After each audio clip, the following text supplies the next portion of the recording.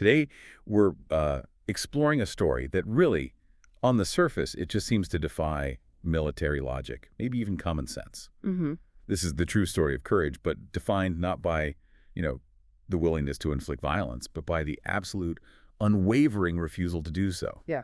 Our subject is Desmond Doss, a man who, during the absolute bloodiest fighting of World War II, charged repeatedly into machine gun fire, mortar blasts, without ever carrying a weapon. It really is the ultimate paradox of war, isn't it? The soldier who refuses to fight, he was technically defined as a conscientious objector, but his actions on the battlefield forced a complete rethink of what that term even means. Totally. He was a hero, absolutely, but he defined strength through defense, through this unshakable moral conviction. Absolutely. And this deep dive, it's really perfect for the learner. For anyone interested in those aha moments about courage, it shows that true strength, well, it often requires more discipline, more principle than just sheer aggression.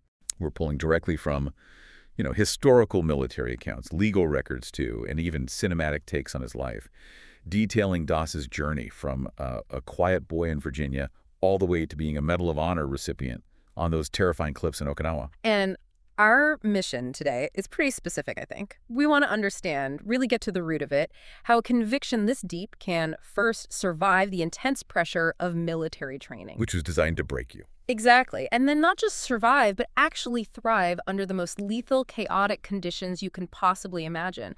What happens when your spiritual law just slams right up against military law? Yeah. And how do you turn that friction, that conflict, into something life-saving, into competence? That clash is exactly where the depth is, isn't it? So let's unpack this. Let's start right at the beginning. Where did this unshakable conviction come from? The roots. Hashtag I. The roots of unshakable conviction. 1941.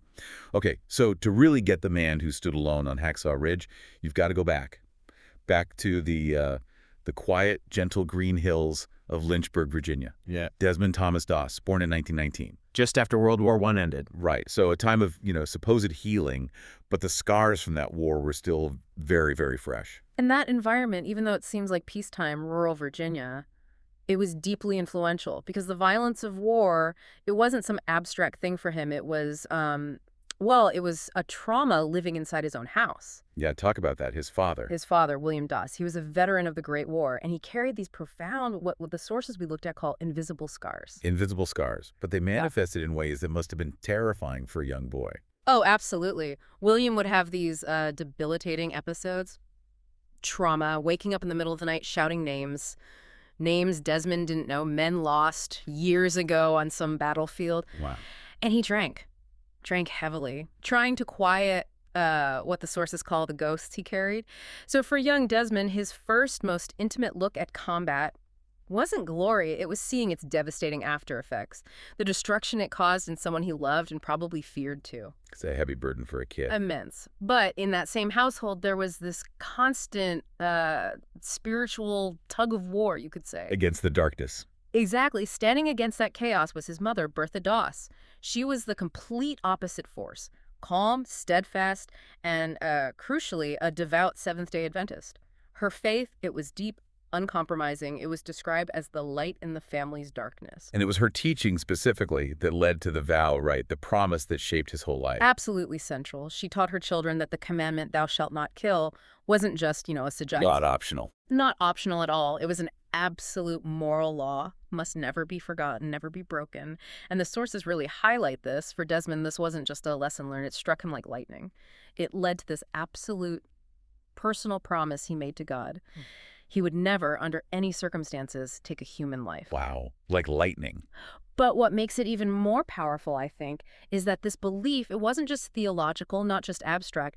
It got hammered into reality by a specific terrifying event. It became physical for him. What happened? One evening, his father, William, had been drinking heavily again. He became enraged and, he actually pointed a pistol at Bertha, at Desmond's mother. Oh, my God. And the sources, they recount this moment with chilling clarity. Doss, just a youth still, he didn't freeze, didn't run. He jumped instantly right between his parents. Put his own body there. Incredible bravery even then. He physically ripped the gun out of his father's hand, pointed it away towards the wall. And in that moment, that chaotic, volatile second where violence nearly shattered his family, that childhood promise, it just solidified, became an unbreakable, adult vow. He would never again touch a weapon designed to harm someone. It was the ultimate rejection of the violence he saw poisoning his own home. So that explains so much. By the time Pearl Harbor happens, December 7th, 1941, his mind is already made up on this core issue. Completely. The nation changed instantly, right? Duty was calling loudly. Every able-bodied man expected to serve.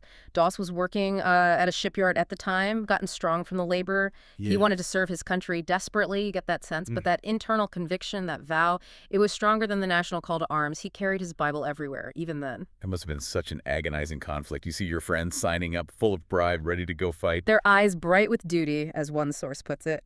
Right. And here he is wanting to serve. But how? How do you reconcile that absolute duty to country in a world war with this absolute obedience to God's law forbidding killing? It seems impossible. It's a massive moral knot. Yeah. But the resolution, the way the sources describe it, it came softly, almost like a whisper of guidance. What was it? Save life, don't take it. Ah, simple, profound. Exactly. It was the perfect synthesis. It allowed him to serve. He resolved the conflict by deciding his fight wasn't against the enemy, but for his comrades. His fight was against death itself. So he enlists. He enlists as a combat medic, a critical role right on the front lines, motivated entirely by duty, but absolutely bound by his belief. He took his Bible with him, packed his conviction, and headed off to Fort Jackson, South Carolina, knowing probably that that book and that vow were about to face their biggest test yet. Okay, so let's really unpack this transition from that quiet, internal spiritual struggle in Lynchburg to the loud, external, very harsh reality of the military. Well, Doss arrives at Fort Jackson, South Carolina, and the picture painted is pretty hostile.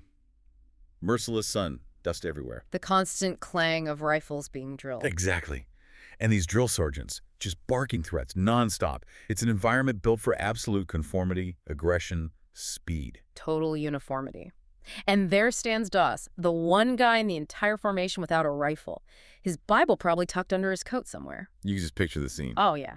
The reaction must have been immediate, visceral. He wasn't just different, he was an anomaly. Something the system itself was programmed to reject. And the isolation, the mockery, it must have started right away. Instant and brutal, according to the accounts. His own comrades, the guys he'd be fighting alongside, they were quick to judge, whispering he was afraid, calling him coward, traitor, fool. Awful. He wasn't just seen as, a liability, someone who couldn't pull his weight. He was seen almost as a moral infection, a weak link in a chain that demanded absolute unthinking toughness. And it wasn't just whispers, was it? There were specific incidents. Oh, yeah, the sources detail stuff that goes way beyond name-calling, like when the men would kneel for evening prayers, sometimes they'd throw boots at Doss, trying to knock him over, provoke him. It's just cruel. They'd deny him food sometimes, ignore him completely, just trying to isolate him, break his spirit, make him quit. It was basically psychological warfare from his own side. And this wasn't just the grunts, right? The officers, the people in charge. They were just as hostile, if not more so. They were tasked with creating killers, ruthless and efficient ones. They just couldn't comprehend his position. Did they try to classify him differently? Well, the military had a category, conscientious objectors, COSOs, but those were typically men who refused to participate in the war at all, maybe did civilian service instead. Doss was different. He insisted, no, I'm a conscientious cooperator. He wanted to be there on the front lines, in uniform, saving lives, just without the rifle. Which must have driven them crazy. Absolutely. That refusal, it was a direct challenge to their authority, to the whole system. Officers threatened him with court-martial, but it went further. They actively tried to find ways to get him kicked out dishonorably, even tried to get him classified as mentally unstable, claiming he was refusing lawful orders by not training with the rifle. Wow. There's this great, intense quote from a sergeant who just confronts him directly, shouts at him, "How do you expect to survive a war without a weapon, Doss? You'll get us all killed." And Doss's response. No. I find it so powerful. Quiet, defiant. He didn't argue, didn't shout back, just stated calmly, "With respect, sir, my weapon is my faith." That's the core of it all. Yeah. But you can imagine how that went over in boot camp. Oh, it fueled their anger even more. It was seen as defiance, maybe even arrogance, not piety. So they doubled his chores, put him on constant watch, used every trick they could think of to either force him out or force him to pick up that rifle. But he didn't break. And this is the crucial part, his resilience. Doss never complained. He just accepted the pushback, the punishment, as the cost of holding on to his vow. He understood this was part of the deal, the price of his integrity. Which brings us to that pivotal turnaround. The shift came through competence, didn't it? This is such a key takeaway for the learner. Absolutely. You can call a man a coward if he's lazy, if he's incompetent. But Doss made it impossible for them to stick those labels on him. He seemed to realize, instinctively maybe, that he had to be functionally superior to make up for refusing the weapon. How did he do that? He just outworked everyone.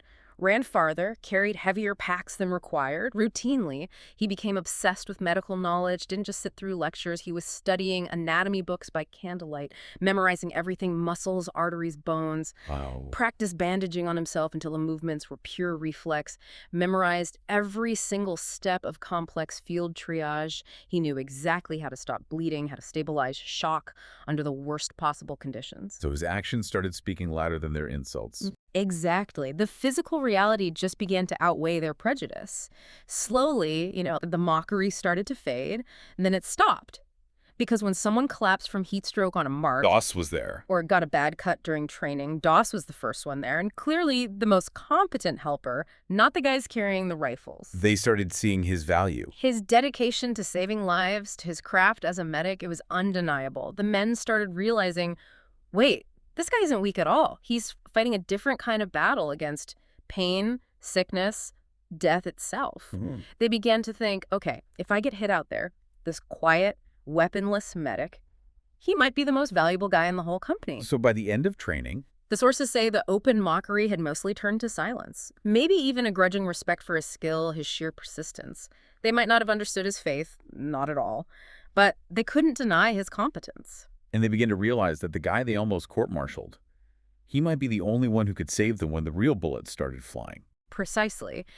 And the place where that realization would be proven, beyond any doubt, was a horrific slice of hell called Hacksaw Ridge.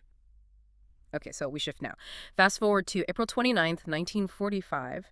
Doss is now with the 77th Infantry Division, deployed. The setting is the Battle of Okinawa. Which the sources call the last and bloodiest battle of the Pacific. This was it. Hugely critical. Control of Okinawa was the key to the next stage, maybe the end of the war. Absolutely critical. And the specific obstacle facing the American forces where Doss was, it was genuinely terrifying. This 400-foot cliff face, the Maeda Escarpment. Which the soldiers quickly nicknamed Hacksaw Ridge. Yeah, you can imagine why. It was basically this enormous sheer rock wall that they had to scale to take the high ground to gain any kind of tactical advantage. And the defenders. The Japanese army had prepared meticulously. They held every advantage. They were dug in deep into this complex network of tunnels and caves inside the cliff face itself. They'd turned the ridge into a fortress, waiting with machine guns, mortars, grenades, all perfectly positioned to just rain down hellfire on anyone trying to climb that wall. This wasn't a fair fight. It was designed to be a meat grinder, a near-suicide mission to bleed the Americans dry. Yet the order came. Done. Climb the ridge. Take the high ground. And the accounts describe this chaotic, desperate assault. Guys scrambling up cargo nets draped over the cliff, boots slipping, hearts pounding, climbing through smoke, through just paralyzing fear, trying to get a foothold on that deadly plateau above. And the response. Immediate, coordinated, violently overwhelming. The first American helmet poked over the top of that ridge, the sky just erupted. Gunfire, like steel rain, as one source puts it. Mortars exploding, throwing men back, turning the top of the ridge into absolute chaos. A charnel house. Instant, crushing defeat for that assault. Total. The order came immediately. Retreat. Get back down. Men were sliding, scrambling, some just falling down the ropes. Everyone focused purely on getting off that ridge, getting back to the relative safety below the cliff edge. Every single armed soldier retreated, looking for cover. Every single armed man. All except one. And this is the moment. It just transcends standard military history. When all the fighters, the riflemen, the officers, the guys trained for aggression, when they all pulled back, the single figure who stayed, who kept moving through the smoke, through the constant fire, unarmed, seemingly unflinching. Desmond Doss. Desmond Doss.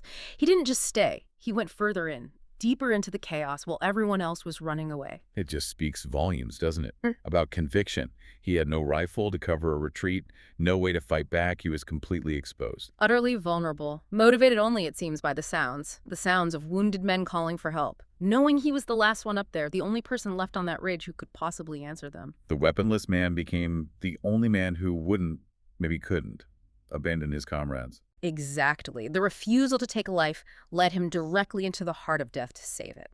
And that's when it began, what's often called the 12-hour miracle. Doss, alone on that exposed ridgetop, he just entered the fire, fully.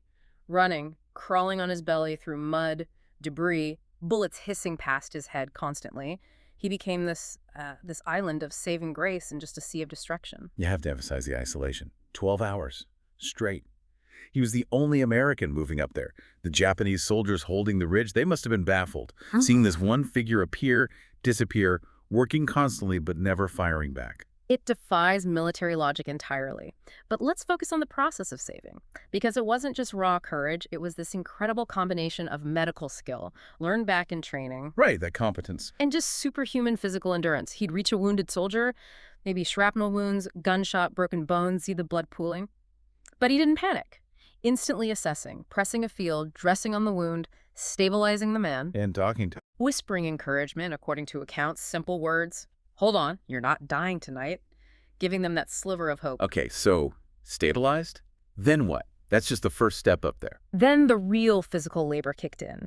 He had to somehow lift, drag, carry this wounded man who could easily weigh 180, 200 pounds with gear, often immobilized by pain, across treacherous, bullet-swept ground, Yeah. all the way to the edge of that 400-foot cliff, mostly crawling to avoid snipers. Unbelievable. Just dragging them. And then came this incredibly skilled part, the lowering technique. He was alone, remember, no backup. He rigged this special knot, a way to secure the rope around the man's chest.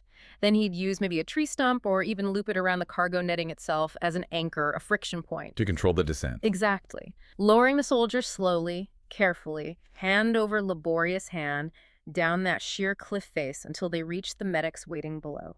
This whole one-man operation was necessary because the Japanese fire was so intense nobody could climb up to help him. And he did this. Not once or twice. This was over 12 straight hours. Non-stop. This wasn't some quick burst of adrenaline. This was sustained physical, mental, and spiritual endurance pushed way beyond normal limits. Every time he finished one rescue, lowered one man to safety, the exhaustion must have been crushing. The noise, the smell, the sights. A constant sensory assault designed to make anyone just collapse, give up. But he didn't. What kept him going? His faith, translated directly into action. The sources all highlight this simple, constant prayer he repeated over and over, especially as his physical strength must have been just screaming to quit. Please, Lord, help me get one more. Wow. Help me get one more. It wasn't a prayer for his own survival, you notice. It was a prayer for the immediate, tangible strength to continue his mission, saving just one more life. He saw each rescue, it seems, as a direct spiritual task. That's what fueled him when his body should have given out hours earlier. So the scope of this action, when the sun finally came up, when they could actually count. The scale of what he'd done alone was just astonishing. He had single-handedly rescued 75 men off the top of Hacksaw Ridge. 75. 75 lives saved by the one man the Army almost court-martialed for being a coward, the man who wouldn't carry a weapon. And there's another layer to this, isn't there? About who he saved. Yes, and this really speaks to the depth of his conviction. Later accounts, including from Doss himself, confirmed it. Among the wounded men, he risked everything to save. There were Americans, yes, but also Japanese soldiers. He saved enemy soldiers, too, under fire. He didn't see the uniform. He didn't see enemy. He saw, as the sources put it, souls in pain, his vow, thou shalt not kill. It wasn't just about refusing to pull a trigger. It extended to actively preserving any life he could reach, regardless of which side they were on. That level of humanitarianism in the middle of that inferno, it's almost unparalleled. He literally transformed his moral objection, his weakness in their eyes. Into his greatest strength. His refusal to take life made him the only person willing and able to risk everything to save lives. 75 times over. Hashtag V, recognition and the legacy of obedience. So the next morning, the Army's trying to figure out what happened up there. They do the count, and the numbers just don't add up initially. Where did all these wounded survivors come from? They thought they were lost. Assumed lost or killed. But the number, 75, it gets traced back entirely to this one medic, the guy who refused to leave the ridge. And the survivors themselves, the men he pulled back from the brink. They made sure the story got told. The full story of the weaponless medic. That must have caused a massive shift in how people saw him. Immediate and absolute. The soldiers, who just months before were throwing boots at him in training, now they stood and saluted him. The officers who threatened him with court-martial, they were calling him a hero, a legend. A complete reversal. Total reversal, earned entirely through undeniable, verifiable, life-saving action. His courage wasn't theoretical anymore. It was measured in the 75 lives he saved. And this extraordinary action, obviously, it led to official recognition. The highest possible military honor. Months later, October 12, 1945, Doss stands before President Harry S. Truman to receive the Medal of Honor.